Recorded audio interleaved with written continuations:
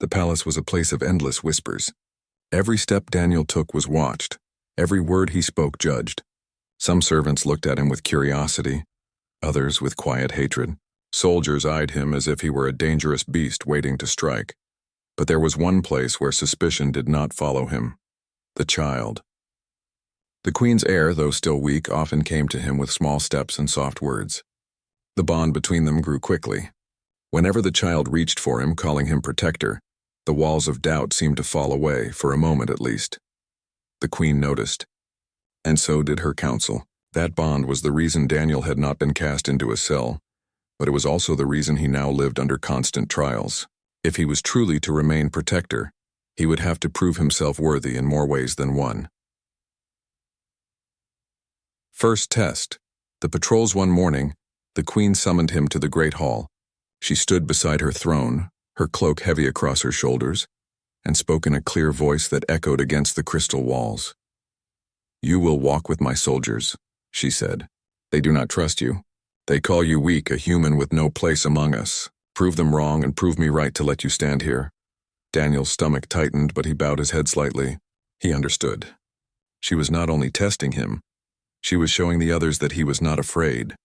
That same day he was given simple armor, lighter than what the alien warriors wore but enough to shield him. The soldiers sneered as he joined their patrol. Their captain, a tall warrior with a scar across his face, barked orders at him as if Daniel were a servant. The patrol led them beyond the crystal towers and into the wild lands. Strange plants grew tall and the air shimmered with heat. The warriors moved swiftly, their long strides carrying them easily over rocks and sand. Daniel struggled to keep pace, but he forced himself onward. When danger came, it came suddenly. A pack of scaled beasts leapt from the rocks, snarling with sharp teeth. The warriors raised their weapons, forming a wall of blades. Daniel did not step back. He grabbed a broken spear from the ground and stood beside them. The beasts circled, lunging and snapping. One leapt straight at him. Daniel thrust the spear forward, catching it in the side. The creature fell, thrashing before going still. The captain glanced at him in surprise, but said nothing. By the time the fight ended, several beasts lay dead, and the warriors stood unharmed. Daniel's arms ached, his breath heavy, but he had not faltered. When they returned, the soldiers still eyed him with caution, but their sneers had lessened. He had stood in battle with them. That counted for something. Second test. The council. Few days later, Daniel was called to the council chamber. The queen sat at the head of a long table. Her advisors gathered around her. Their robes shimmered with fine thread, their faces painted with silver marks of rank. The queen's child sat beside her, small but watchful, eyes never leaving Daniel. The council wasted no time. They attacked him with words sharp as any blade. "This human will betray us," one said. "He has no honor," said another. "He only saved the heir to use as a shield." Daniel stood quietly as the voices rose. He understood little of their language, but the tones were clear enough. Finally, the queen lifted her hand for silence. Her gaze moved to him. "Speak," she commanded. "Why should they not cast you into the desert to die?" Daniel's throat felt dry. He had no fine words, no great speech, but he had truth. "I carried your child because it was the right thing," he said simply. "Not because of war, not because of power. Only because a child was hurt and I could not leave it behind. That is all I have." His words were plain, but the queen studied him as if they were more. The council grumbled, but the child suddenly leaned forward, small voice breaking the silence. "Protector." The single word struck the chamber harder than any argument. The queen's lips curved slightly, not a smile, but something close. "Enough," she said. "The child has spoken." The council fell silent, though anger still burned in their eyes. Third test. The broken machine. The queen was not finished with her trials. She wanted to see if Daniel's worth extended beyond battle and words. One morning, she led him to the outer gates of the city. A massive war machine lay there, its parts scattered and broken. Sparks leapt from its core, and alien engineers argued in frustration. "This weapon is vital," the queen said, "but it has failed. My engineers cannot repair it in time. If you are protector, show us that humans have more than luck. Show us your mind." Daniel stepped closer, studying the machine. It was different from human designs, built with crystal conduits and energy cores. But the structure of machines was always the same: gears, wires, systems that needed order. He worked slowly, carefully. The engineers scoffed at first, but soon they fell silent, watching as he connected broken lines with strips of metal, sealed cracks with heated stone, and adjusted the power flow. Hours passed. Sweat ran down his face, his hands blackened with oil. Finally, with one last connection, the machine hummed to life. The crystal core glowed steady and the gates rumbled open. The engineers stared in disbelief. The Queen's eyes narrowed thoughtfully. "You are full of surprises, human," she said. Daniel only wiped his hands and stepped back. "Machines are machines," he said softly. "You only need to listen to them." Growing respect days turned into weeks. Daniel walked with the soldiers, sat in the council chamber, and worked with the engineers. Slowly, grudgingly, some of the aliens began to respect him. He was still human, still different, but he was no longer seen as useless. The child's bond with him only grew stronger. Whenever Daniel entered a room, the small figure would rush to him, smiling faintly, whispering that word again and again, "Protector." The Queen watched this with eyes that revealed nothing, but her voice grew less sharp when she spoke to him. One evening, as the red sun dipped low, she called him to her private garden. The air was filled with glowing flowers and a quiet stream ran through the stones. "You have faced many trials," she said, "and you have not failed. Yet know this, many still doubt you. They fear what you mean for me, for the air, for our people." Daniel nodded. "I don't ask them to trust me," he said, "only to let me keep my promise." "And that promise?" she asked. He looked at the child who sat nearby, laughing softly at a butterfly of light. His voice was steady when he answered, "To protect." The Queen's eyes lingered on him for a long moment, and for the first time her expression softened. "Perhaps," she said quietly, "you are more than I thought." The looming threat. But peace was not to last. Whispers reached the palace of raiders moving near the border. Ruthless enemies who wanted the Queen's throne. Their plan was clear: capture the heir, break the will of the Queen, and seize power. The Queen's advisors urged her to hide the child deeper within the palace, guarded by soldiers. But the Queen did not answer at once. Instead, her gaze turned to Daniel. "You carried the heir through ruins once," she said slowly. "Will you stand again if danger comes?" Daniel did not hesitate. "Always," the Queen nodded. Yet in her eyes, for the first time, there was something unspoken. Worry not only for her child, but for what the coming days might demand from her protector. And so the trials of trust were not finished. They had only begun.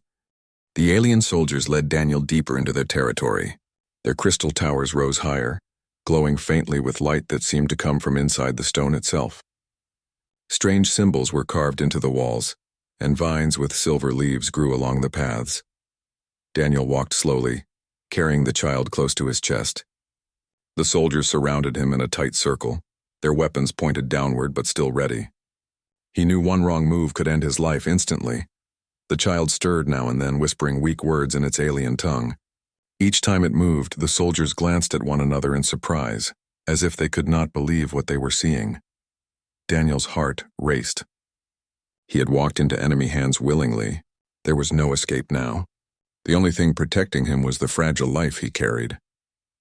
The court of the Queen. They reached a great hall carved into the side of a mountain. The entrance was guarded by tall statues with glowing eyes. The soldiers pushed open the doors and Daniel stepped inside. The hall was vast, with high ceilings and banners of shimmering fabric hanging from the walls. At the far end sat a throne made of crystal and dark stone, and upon that throne was the alien Queen. She was tall and commanding, her presence filling the room. Her skin glimmered faintly like her child's, but was darker, with streaks of silver that shone like armor. Her eyes were sharp, glowing faintly with a pale blue light. She wore a crown shaped from twisted metal and crystal, and her cloak spread across the throne like the wings of a bird. The soldiers knelt before her, but Daniel remained standing, the child still in his arms. His legs shook, but he did not bow. The Queen's eyes narrowed. Her voice, when she spoke, was deep and clear. "What is this?" The soldiers answered quickly in their language, pointing to Daniel, explaining. Daniel could not understand the words, but he could hear the shock and respect in their tones. The Queen rose slowly from her throne and walked down the steps toward him. Every step echoed through the hall. The soldiers bowed lower, but Daniel stood frozen, his arms tightening around the child. She stopped before him, tall and regal, looking down at the strange human who had dared to enter her court. Her eyes flickered to the child in his arms. For a moment, her face changed. A flash of fear, then relief, then anger. She reached out her hands. Daniel hesitated but slowly passed the child into her arms. The child whimpered softly, then pressed against the queen's chest. Her cloak wrapped around it like a shield. The hall was silent. The queen's eyes returned to Daniel. "Why?" she demanded. Her voice was sharp like a blade. "Why did you carry my heir across the ruins of war?" The accusations, before Daniel could answer, several advisors stepped forward. They wore long robes, their faces marked with silver paint. Their voices rose in anger. "He must be a spy," one shouted. "He planned this." "He stole the child," another said. "Kill him before he poisons us with lies." The soldiers looked uneasy, their weapons shifting. Daniel stood still, though his stomach tightened with fear. He could not explain his heart with words they understood.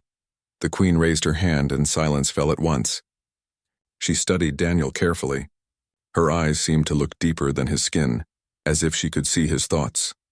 The child stirred in her arms, opening its eyes. Weakly, it reached out a small hand toward Daniel. Its voice was broken but clear enough to echo through the hall. "Protector." The word was not in human tongue, but the meaning struck Daniel like thunder. The queen's eyes widened. The advisors fell silent. Even the soldiers lowered their heads.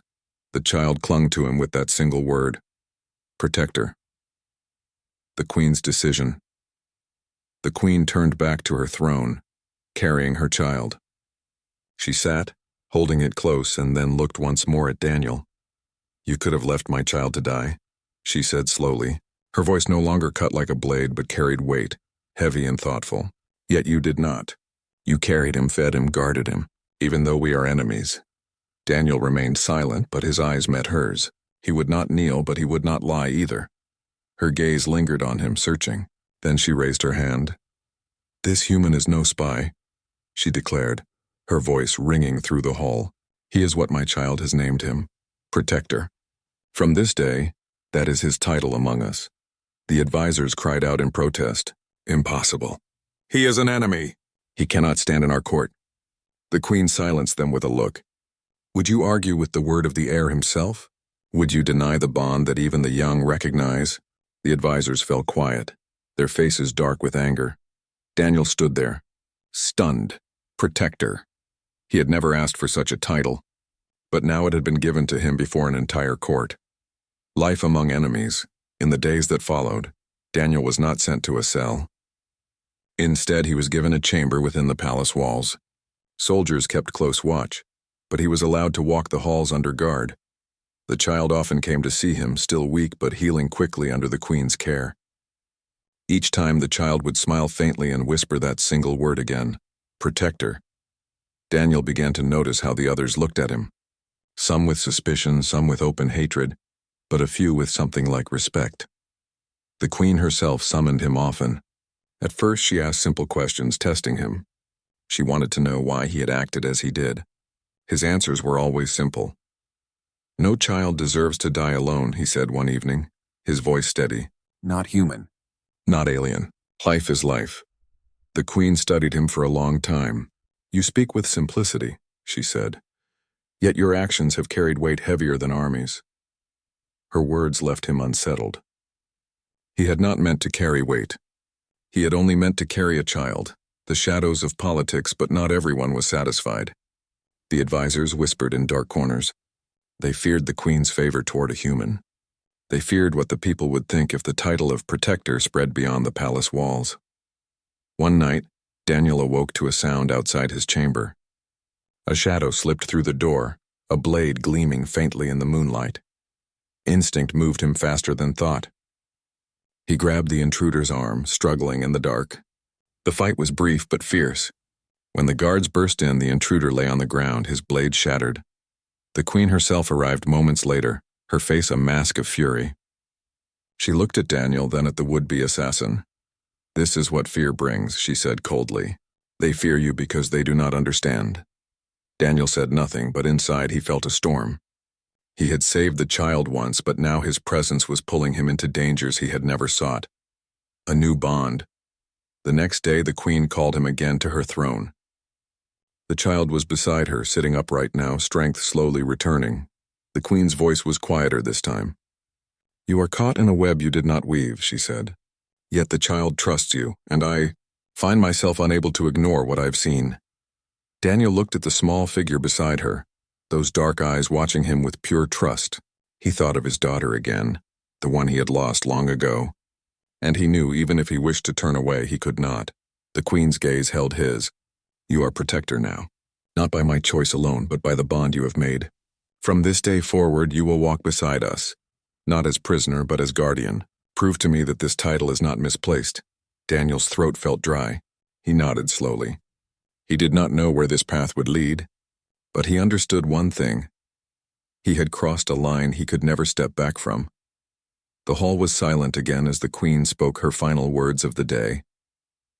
"The protector of the young stands in my court. Let no one forget this." And so Daniel, a human who had carried a wounded child from the ashes of war, became bound to an alien throne by a single word: protector. The sun was a pale red ball in the sky, casting long shadows over the broken battlefield. The land stretched in silence, filled with crumbled stone towers and burned-out machines that once carried fire. Ash still drifted in the air, and the ground was scarred with black lines where weapons had struck. The war had moved on weeks ago, but the earth still carried its wounds. Daniel walked slowly among the ruins, his boots crunching against broken metal. He wore a simple survival suit patched many times and carried a small pack on his back. He was not a soldier anymore. He was just an explorer sent to map the edges of alien territory, to see what was left after the battles. But the battlefield had a way of making anyone feel like a soldier again. His eyes moved carefully across the wreckage. He had learned long ago that even abandoned war grounds could be dangerous. Sometimes traps were left behind. Sometimes hungry creatures searched for food. And sometimes the worst danger of all, the cries of the dying still echoed in your head even when no one was there. He stopped suddenly. At first he thought it was only the wind. Then he heard it again. A soft broken sound, a whimper. Daniel's heart beat faster. It was not an echo. It was real. He followed the sound through a broken archway, stepping over shattered stone. The cry grew clearer. It was weak but filled with pain. He moved faster, ignoring the warning in his mind that told him to leave. He knew what it was, and then he saw it. Beneath a slab of stone lay a small alien child. The figure was thin and fragile, with skin that glimmered faintly like silver under the red light. Its limbs trembled weakly as it tried to push away the heavy rock. One side of its face was bruised, and dark blood stained the ground beneath its leg. Daniel froze. He knew this species. They were the enemies. Their warriors had fought against his people for years. Their queen was said to be ruthless, her armies merciless. The child's large dark eyes looked up at him. They were filled with fear, pain, and something else, pleading. Daniel's chest tightened. For a long moment he stood still, his mind fighting itself. The war was not his anymore. This was not his responsibility. If the wrong patrol found him carrying this child, it would mean death. He could walk away now and no one would know. But as he looked at the child, another memory struck him. A little girl's laugh, a voice calling Daddy, his daughter long gone now, lost to sickness before the war even began.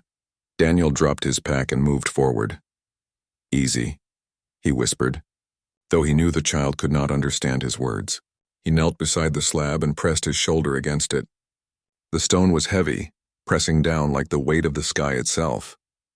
His arms shook as he pushed, his muscles screaming, but slowly the slab shifted. With one last heave, he rolled it aside. The child whimpered again, curling in pain. Daniel reached down and gently lifted the small body. The skin was warm, too warm. Fever. The leg was bleeding badly.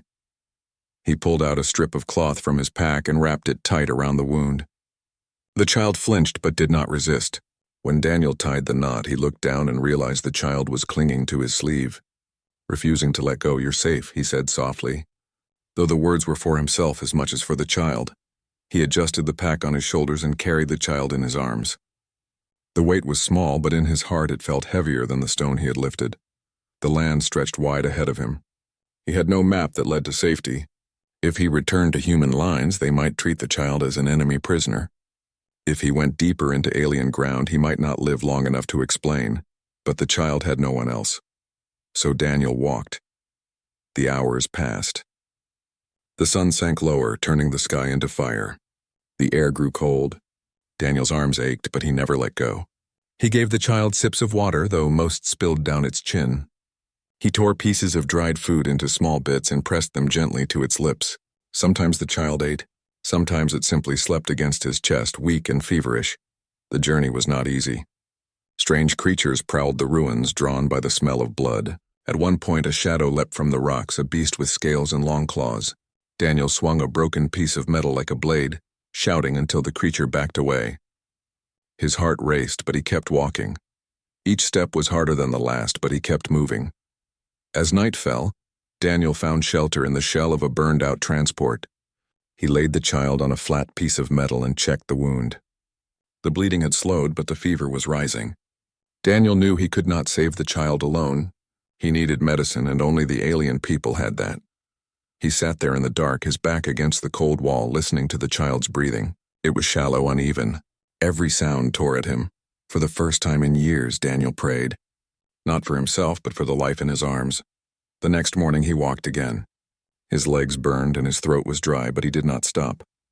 The child stirred now and then, whispering in a language Daniel could not understand. But one word came again and again, soft and broken. Daniel did not know its meaning, but he knew it was calling for someone. By midday, the land began to change. The ruins gave way to strange towers of crystal stone, glowing faintly with alien energy. Daniel's stomach tightened. He was close to their borders, and then he saw them. Figures moved between the towers. Tall, armored, holding long weapons that shimmered like fire. Alien soldiers. Daniel stopped. He shifted the child in his arms, heart pounding. The soldiers saw him and immediately raised their weapons. They shouted words he could not understand. Daniel did not move. Slowly, carefully, he held the child higher, showing them who he carried. The reaction was instant. The soldiers froze, eyes wide. One of them dropped to a knee. Another lowered their weapon, staring in disbelief. The whispers spread quickly, and then the soldiers moved forward, not to strike, but to surround him. They looked at him with a mixture of fear, anger, and awe. Daniel stood still, clutching the child close. He knew he was trapped, but he also knew he had done the only thing he could. The soldiers' voices rose, calling to each other. And then Daniel heard a single word repeated again and again.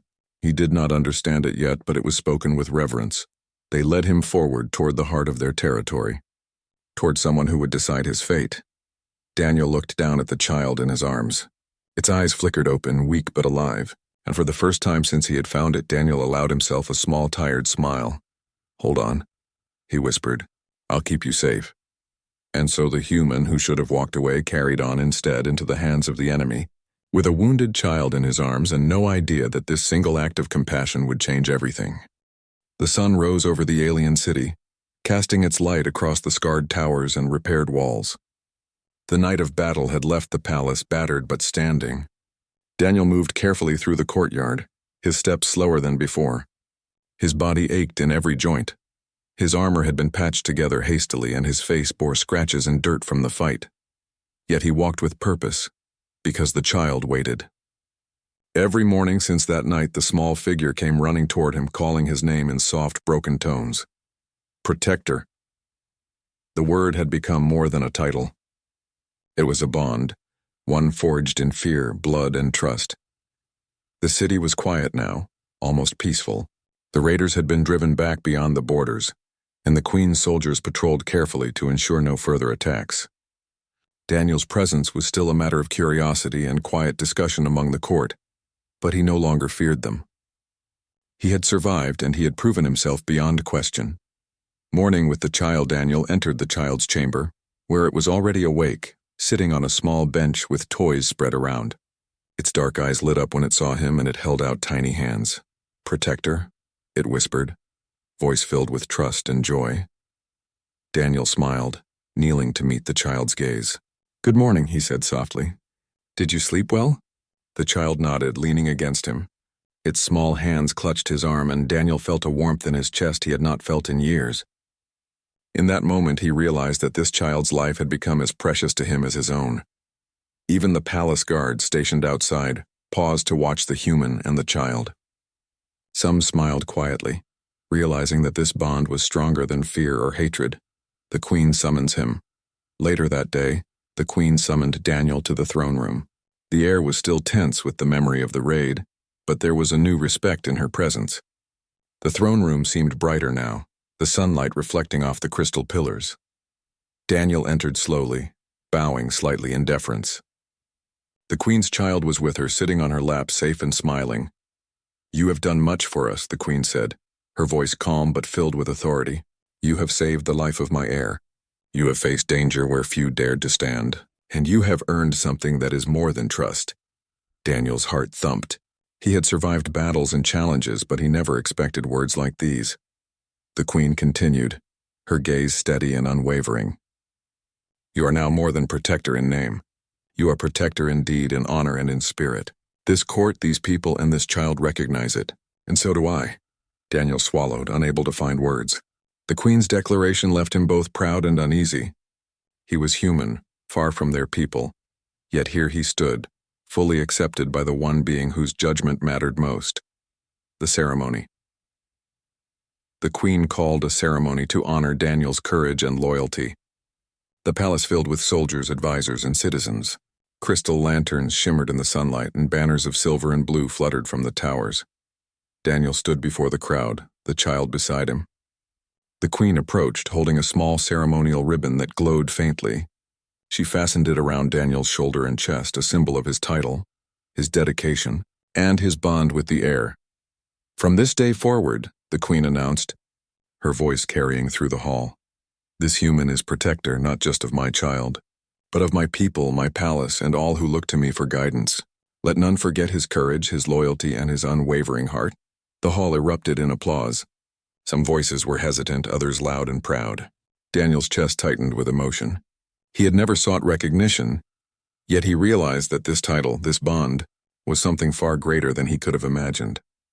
The child reached up, pressing a small hand against his cheek. "Protector." Daniel smiled, kneeling slightly to meet its eyes. "I will not fail you," he whispered. Recognition. Among the people, in the days that followed, Daniel's presence became a symbol of hope. Soldiers looked to him for guidance, engineers sought his advice on repairs, and even advisors who once doubted him showed respect. The child's trust never wavered.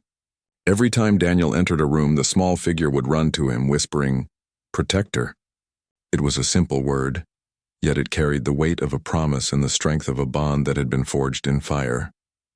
Daniel realized that his life had changed forever. He had come to this alien world as an outsider, but now he had a purpose that went beyond himself.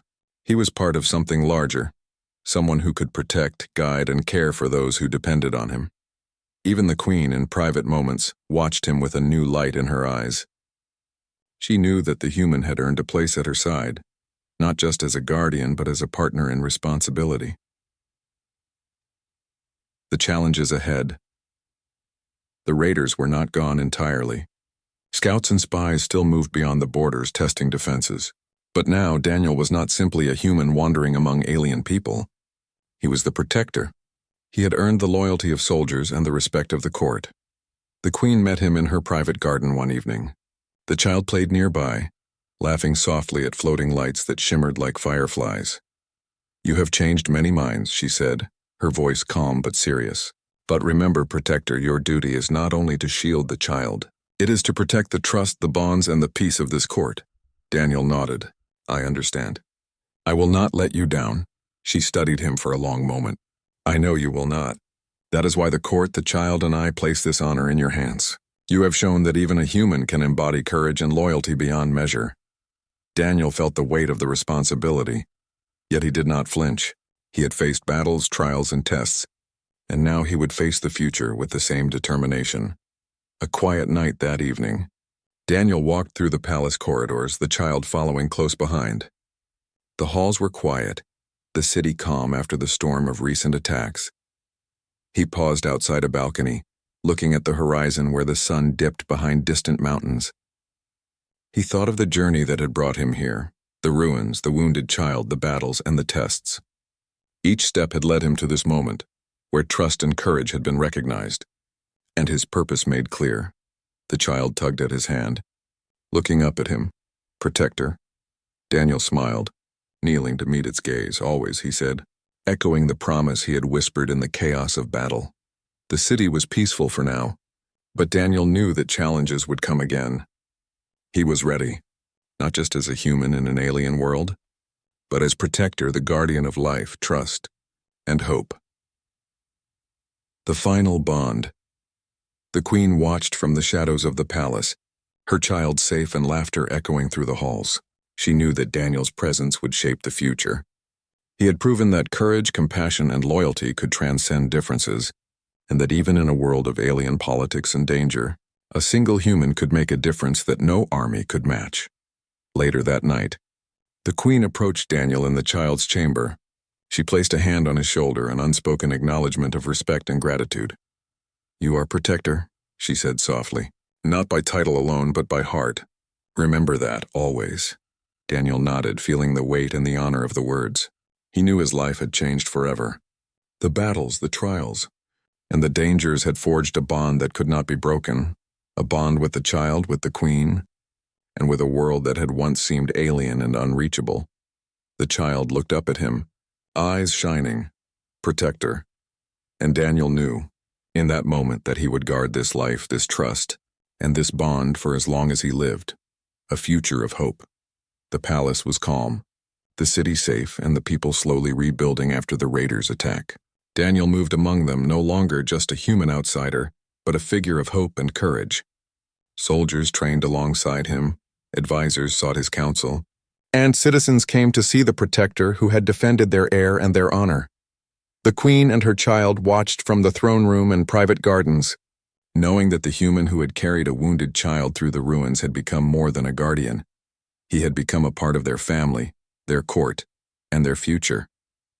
Daniel, looking at the stars above the alien city, felt a quiet satisfaction.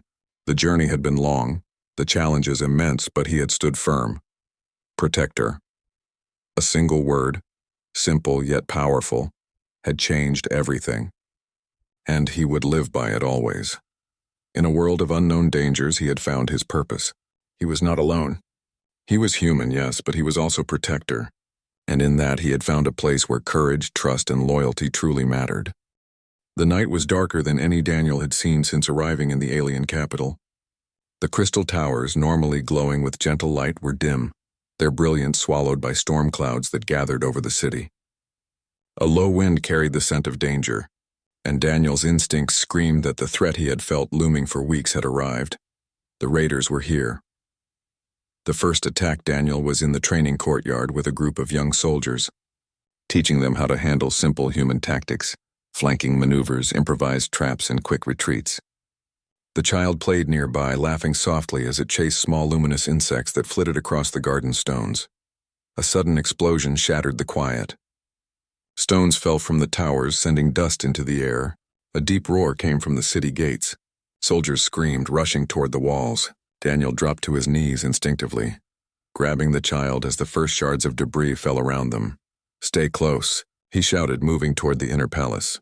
The soldiers followed, but the raiders were fast, like shadows moving across the broken streets. When they reached the main gate, the view froze Daniel in place. Hundreds of raiders, clad in dark armor and armed with strange energy weapons, surged forward like a river of destruction. Their leader, a massive alien with jagged armor, raised his blade and shouted in a language Daniel could not understand. But the threat was clear. The queen's guards met them at the walls, weapons clashing with a scream of energy. Daniel saw warriors fall, their bodies flung aside by brutal strikes. The raiders were strong, trained to kill without mercy. Daniel's hands trembled. He was human, far weaker than the alien warriors, yet he did not step back. The child's eyes met his, fear and trust mingled in their gaze. Protector. The word rang in his mind. He could not fail, not now. Taking the front line without thinking, Daniel ran toward the breach. He found a fallen warrior, grabbed a broken energy lance, and joined the fray. Sparks flew as he swung the weapon, blocking attacks and striking raiders where he could. Every movement was instinct, every decision made in the moment. The soldiers around him hesitated at first, unsure why a human had joined the fight. But soon his bravery inspired them. Where Daniel went, the soldiers followed, pushing back the raiders step by step. At one point, a raider leapt over the walls, heading straight for the child. Daniel moved faster than he thought possible, tackling the attacker to the ground. The child screamed, but Daniel's arms shielded it from harm. The raider struggled, claws scraping Daniel's armor, but he held firm until other soldiers arrived to neutralize the threat. By the time the first wave of attackers was pushed back, Daniel's armor was scorched. His arms burned from energy blasts, and a deep cut ran across his shoulder. But he did not stop. Not yet. The queen joins the battle from the throne room. The queen watched the chaos unfold. She had expected bravery from her people, but not like this. One human, standing alone amidst the enemy, shielded her child as if his life had no value. She rose, her cloak swirling like dark water, and moved toward the breach. The child clung to her, frightened, but she held it close. Daniel noticed her presence almost immediately. The queen, known for her strategic mind and lethal skill, fought with precision and fury. The raiders did not expect her, and several fell before they even realized her attacks had come. But even with the queen's help, the raiders pressed forward. Their leader moved toward Daniel, massive and powerful, swinging his jagged blade. Daniel dodged barely and struck with his lance again and again, aiming for the weak points he had observed on previous patrols. The fight was brutal. Sparks, shouts, and roars echoed through the hallways. Daniel's vision blurred with exhaustion, sweat, and blood, yet he could not stop. Every time he felt himself weakening, he remembered the child's eyes, the single word whispered in trust. Protector, improvised defenses. The palace grounds were in chaos. Debris from the damaged walls lay scattered, creating obstacles for both sides. Daniel realized the defenders could use it. He began to shout instructions, moving soldiers into choke points, guiding them to use rubble and narrow corridors to their advantage. Here, he barked, pointing at a pile of stone. Block the corridor. Don't let them flank us. The alien warriors, initially suspicious of his orders, began to follow. Slowly, the tide of battle shifted. The raiders, surprised by these clever traps and the sudden coordination, started to falter.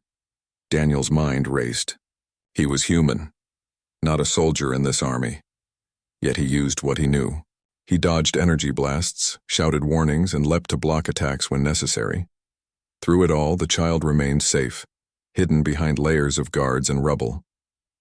Daniel glanced at it once, and the small, frightened eyes met his. Protector. He clenched his jaw. He would not let anyone harm it, not even if it cost him everything. A personal duel. The raider leader finally broke through the defenses, towering above Daniel with jagged armor and a blade that glowed with dark energy. The crowd of soldiers parted, forming a small circle around the two combatants. Daniel had no choice. He faced the leader alone. The fight was savage. The leader's swings could cleave Daniel in half. He dodged, parried, and struck with precision. Every move was desperate but calculated. He could not overpower the raider, but he could outsmart him. Finally, he noticed a small weak point under the raider's armor near the elbow. With a quick feint and a leap, he drove his lance into the joint. Sparks flew as the armor cracked, and the raider roared in pain, staggering back. Daniel did not wait. He pushed forward, striking again and again until the raider fell, defeated. The soldiers around him cheered, but Daniel barely noticed. He was already scanning the battlefield, ensuring the child remained safe. After the battle, the raiders finally retreated, disappearing into the night. The palace grounds were scarred and smoking, but the air was safe. Daniel's armor was ruined, his body battered and bleeding. Yet he carried the child to the queen's throne room without hesitation. The queen met him there, her expression unreadable at first. But when she saw the child safe in his arms, her eyes softened. "You did not falter," she said, her voice quiet but filled with weight. "Even when all seemed lost, you stood alone and defended what mattered most." Daniel lowered himself to the floor, exhausted, placing the child gently in the queen's arms. The child reached up, small hands touching his face. "Protector," it whispered, a soft smile forming. Daniel allowed himself a tired smile, though every part of his body ached. "Always," he said softly. The court's reaction word of the human's action spread quickly. Soldiers and advisors alike murmured in disbelief. The human, once doubted and scorned, had saved the queen's heir and turned a near defeat into a victory. Some still doubted him, whispering behind closed doors. But many others looked at him differently now, their respect growing. He had earned it not through words, but through courage, cleverness, and unwavering devotion to the child. The Queen called a council meeting the next day. Daniel stood before the advisors, still exhausted but alive. The Queen spoke first. "This human is no longer simply a visitor," she said. "He is protector. His loyalty has proven stronger than fear, stronger than hatred, stronger than doubt. Let all here remember that a single act of courage can change the fate of a throne." The advisors murmured, some in awe, others in frustration, but none could deny the truth. A quiet moment. Later, Daniel found a quiet chamber where the child sat playing with simple toys, laughing softly despite the recent chaos. He knelt beside the small figure, exhausted but relieved. "You're safe now," he whispered. "No one can hurt you while I am here." The child smiled and pressed close. "Protector." Daniel's heart swelled with a mixture of relief and quiet pride. Outside the walls, the city still bore scars from the night's attack, but inside, a bond had been solidified.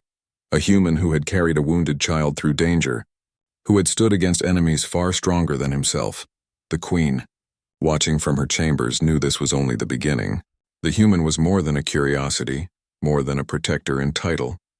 He was proving that even among aliens, courage, compassion, and loyalty could stand above all else. Daniel's journey was far from over, but for now he had stood alone and defended the life he had promised to protect. The word echoed in his mind, soft and powerful. Protector. And he would live by it no matter what came next.